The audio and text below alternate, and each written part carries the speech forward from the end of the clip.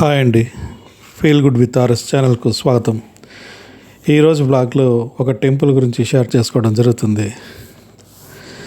ఈ మధ్య పూర్తిగా పనిలో పడిపోయి బయటికి వెళ్ళి చాలా రోజులు అయిపోయిందండి.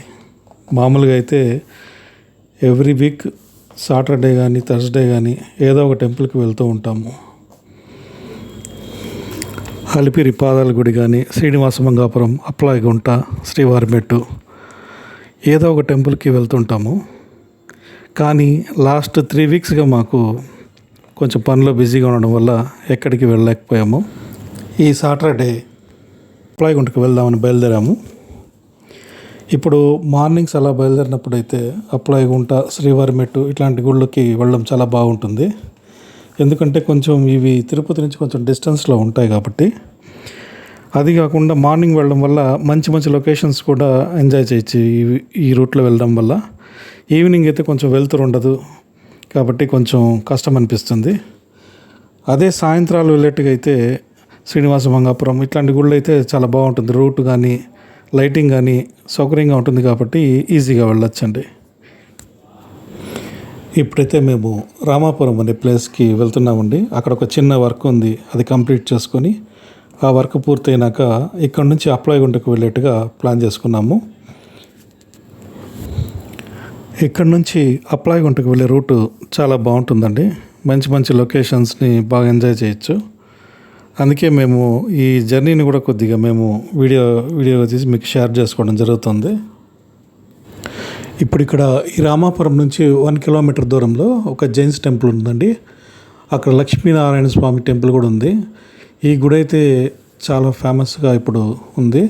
ఎందుకంటే మొత్తము ఈ గుడిని పాలరాతితో కట్టారండి. చాలా బాగుంటుంది, చాలా బ్యూటిఫుల్గా ఉంటుంది. ఇప్పుడిప్పుడే ఆ గుడి కొంచెం అందరికీ తెలియడం వల్ల కొంచెం జనాలు బాగా వస్తున్నారు. నేను వీలైతే మీకు ఆ టెంపుల్ కూడా షూట్ చేసి ఒక వ్లాగ్లో పెడతాను. ఈ పక్క వస్తే మాత్రం ఆ టెంపుల్ని మిస్ అవ్వద్దండి. ఇప్పుడైతే మనము అప్లాయగుంటకు వెళ్తున్నామండి. ఇప్పుడు అప్లాయగుంటకు వెళ్ళడానికి తిరుపతి నుంచి ఒక 3 దారులు ఉన్నాయి. ఒకటి తనపల్లి మీదుగా వెళ్తుంది, అంటే ఈ ఊర్లు కొంచెం ఇక్కడ ఉండే వాళ్ళకైతే అర్థమవుతుంది. ఇంకోటి వచ్చి తిరుచానూరు మీదుగా, ఒకటి వచ్చి బ్రాహ్మణపట్టు దగ్గర ఒక షార్ట్కట్లో వస్తుంది, ఇంకోటి వచ్చి పూడి రోడ్లో వెళ్తుందండి. ఇప్పుడు మనము ఈ రామాపురం నుంచి వెళ్ళడం వల్ల ఈ 3 రోడ్లను మనము టచ్ చేయొచ్చు. మామూలుగా అయితే ఈ తనపల్లి పైన వెళ్ళే రూట్ వచ్చి షార్ట్కట్గా ఉంటుంది, చాలా షార్ట్కట్గా వస్తుంది అప్లాయగుంట. కానీ ఇప్పుడు ఆ రూట్లో వెళ్దాం అనుకుని వెళ్తే అక్కడ ఉండేవాళ్ళు ఏం చెప్పారంటే ఈ రోడ్డు చాలా డ్యామేజ్ అయిపోయింది, మీరు ఆ రూట్లో వెళ్ళలేరు, ఇట్లా వెళ్ళడం వల్ల మీకు ఇబ్బంది అవుతుంది అని చెప్పేసరికి మేము అక్కడ నుంచి మళ్ళీ పూడి రోడ్డు మీదుగా బయలుదేరి ఇంకా ఆ పక్క వెళ్తున్నాము. దీనివల్ల మనకు ఒక 4 to 5 కిలోమీటర్స్ ఎక్స్ట్రా పడింది. పూడి రూట్ నుంచి మనము ఆర్చ్ ఒకటి వస్తుంది, ఆ ఆర్చ్ నుంచి మనము కట్ చేసుకుంటే అక్కడ నుంచి అప్లాయగుంట ఒక 2 కిలోమీటర్స్ ఉంటుంది. మనం ఇప్పుడు ఆ వేలో వెళ్తున్నాము, చూడండి.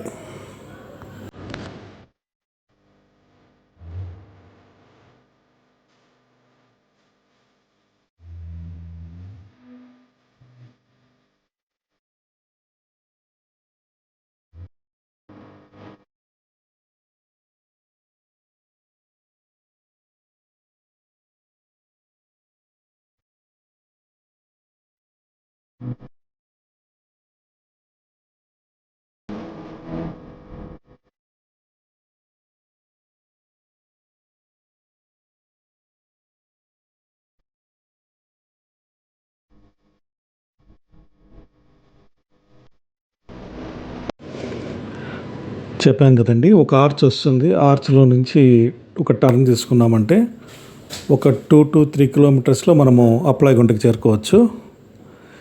ఈ రూట్ కూడా అయితే బాగుంటుంది, డబుల్ రింగ్ చేశారు. ఇంతకు ముందు అయితే సింగిల్ రోడ్డుగా ఉండేది, ఇప్పుడు బాగా డెవలప్ చేసి బాగానే ఉన్నాయి రోడ్లన్నీ. ఇంకా ఈ రూట్ అయితే మనకి తిరుచానూరు నుంచి చెన్నైకి వెళ్ళే 4 వీలర్స్ అంతా కార్లు గీర్లన్నీ ఈ యొక్క రూట్ని ప్రిఫర్ చేస్తారు. ఎందుకంటే నీట్గా ఉంటుంది, ఏ ఇబ్బంది ఉండదు. 4 వీలర్స్లో రావడానికి మాత్రం 4 వీలర్లు అయితే ఇదైతే చాలా బాగుంటుంది రోడ్డు. ఇదైతే తామర మడుగండి. అప్లాయగుంటకి టెంపుల్కి ముందరే ఈ మడుగు ఉంటుంది. ఈ మడుగులు ఏంటంటే కొన్ని వందల తామర పూలు అయితే ఉంటాయి. అన్ని రకాల రంగులతో ఇక్కడ ఉంటుంది.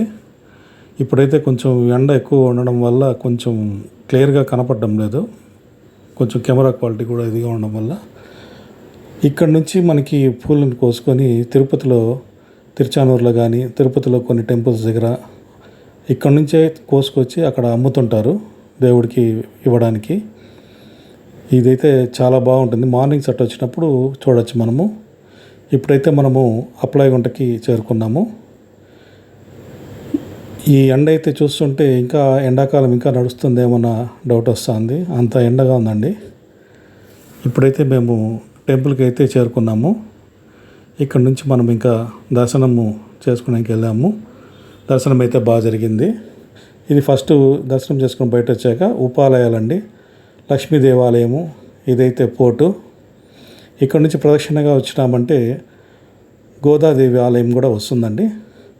అక్కడ కార్నర్లో ఆడ గోదాదేవి ఆలయము. ఇంకా ఇట్లా ప్రదక్షిణ చేసినామంటే ఇప్పుడు రైట్ తీసుకున్నామంటే ఇక్కడ ప్రసాద వితరణ అన్నీ చేస్తుంటారు.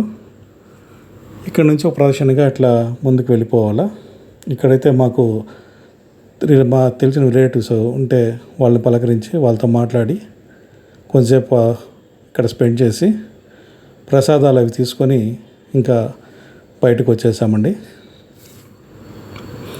ఇదైతే వాహన మండపము.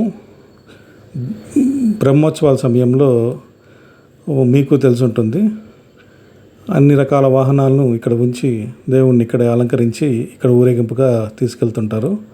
ఇదే వాహన మండపము. ఇప్పుడైతే ఈ గుడిని బాగా డెవలప్ చేసి అన్ని రకాల సౌకర్యాలు కల్పించారు. ఇక్కడ నుంచి చూసామంటే కార్నర్లో టెంకాయలు కొట్టుకోవడానికి, కర్పూర హారతులు ఇచ్చుకునేదానికి ఒక ప్రత్యేకమైన ప్లేస్ని అయితే ఉంచారు. ఇక్కడ భక్తులందరూ వచ్చి టెంకాయలు అవి కొట్టుకొని హారతులు ఇచ్చుకొని ప్రశాంతంగా దండం పెట్టుకొని ఇలా బయట వచ్చేస్తారు. ఇక్కడ నుంచి కొంచెము ముందుకు వెళ్ళామంటే కోనేరు. ఈ కోనేరుకి చూసుకుంటూ కొంచెం అలాగే ముందుకు వెళ్ళామంటే ఓ ప్రదక్షిణగా అట్లా వెళ్ళామంటే ఆంజనేయ స్వామి ఆలయం వస్తుంది. ఇప్పుడైతే ఇక్కడ అసలు నిలబడుకునేందుకు కూడా వీలైనంత ఎండగా ఉందండి. కాళ్ళు అయితే కాలిపోతున్నాయి. అట్లే ఒక ప్రదక్షిణగా వచ్చామంటే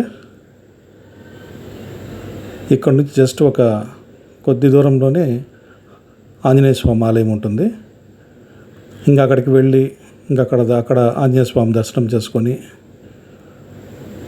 ఓ ప్రదక్షిణ చేసుకొని వచ్చేసామంటే అక్కడికి దర్శనం పూర్తి అయిపోతుంది. నేనైతే దర్శనం చేసుకోవడానికి వెళ్తూ ఉన్నాను. ఇదే అండి ఆంజనేయ స్వామి ఆలయం. ఇక్కడ నుంచి ఒక ప్రదక్షిణ చేసుకొచ్చామంటే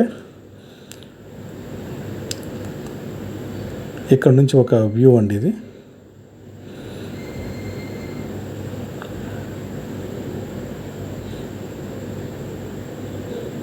దేవుడి దండం పెట్టుకొని ప్రదక్షిణ చేసుకొని వచ్చే మార్గంలో గోవులు ఉంటాయి.